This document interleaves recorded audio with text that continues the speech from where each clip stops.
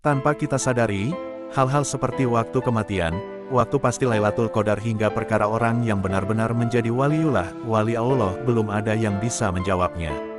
Beberapa rahasia dijelaskan oleh sahabat Nabi, Umar bin Khattab seperti yang dituliskan di kitab Nasyaihul Ibad karya Imam Nawawi. Menurut Imam Nawawi, Sayyidina Umar berkata tentang 6 hal yang dirahasiakan Allah Subhanahu wa Ta'ala sebagai berikut.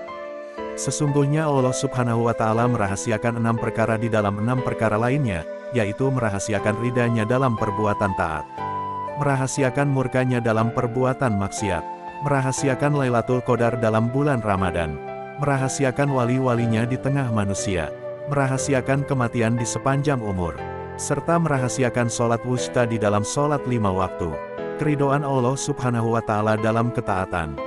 Allah Subhanahu wa Ta'ala merahasiakan ridhonya dalam setiap amal kebaikan atau ibadah yang diperintahkan kepada manusia. Hal ini sengaja dirahasiakan agar manusia bersungguh-sungguh dalam ketaatan, dengan harapan dapat menemukan ridhonya. Kita tidak boleh menghina ketaatan meskipun sangat kecil karena bisa jadi keridhaan Allah Subhanahu wa Ta'ala terdapat di dalamnya.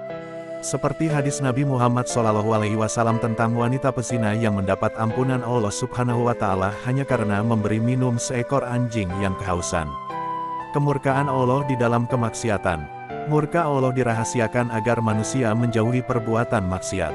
Kita tidak boleh meremehkan perbuatan maksiat meskipun itu sangat kecil, karena di dalamnya terdapat murka Allah Subhanahu wa Ta'ala. Contohnya seperti hadis Nabi tentang banyaknya wanita yang menjadi penghuni neraka karena perbuatan yang kadang dianggap sepele, yakni kufur atas kebaikan suami. Lailatul Qadar di bulan Ramadan. Lailatul Qadar dirahasiakan maksudnya agar manusia bersungguh-sungguh dalam menghidupkan bulan Ramadan dengan cara memperbanyak ibadah.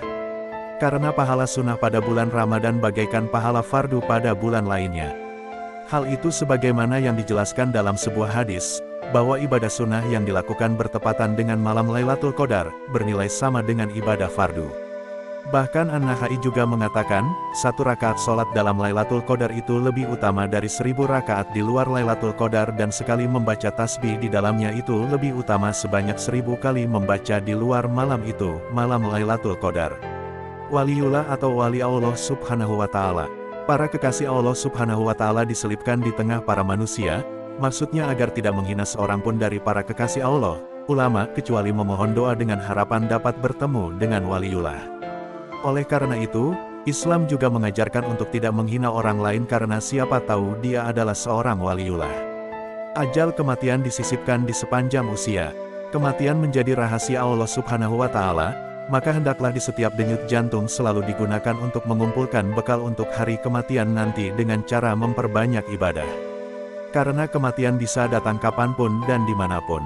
Sholat wusta. Sholat wusta yaitu sholat yang paling istimewa dan yang paling utama, dirahasiakan Allah dalam sholat fardu 5 waktu.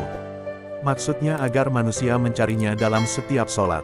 Selain rahasia-rahasia di atas, Allah Subhanahu wa Ta'ala juga menyembunyikan namanya yang agung agar manusia bersungguh-sungguh dalam menyebutnya sehingga doanya dapat dikabulkan. Allah Subhanahu wa Ta'ala juga merahasiakan waktu yang mustajab terkabulnya setiap doa pada hari Jumat dan Allah merahasiakan ayat Sabul Matsani agar manusia bersungguh-sungguh dalam membaca Al-Quran. Wallahu a'lam bishawab.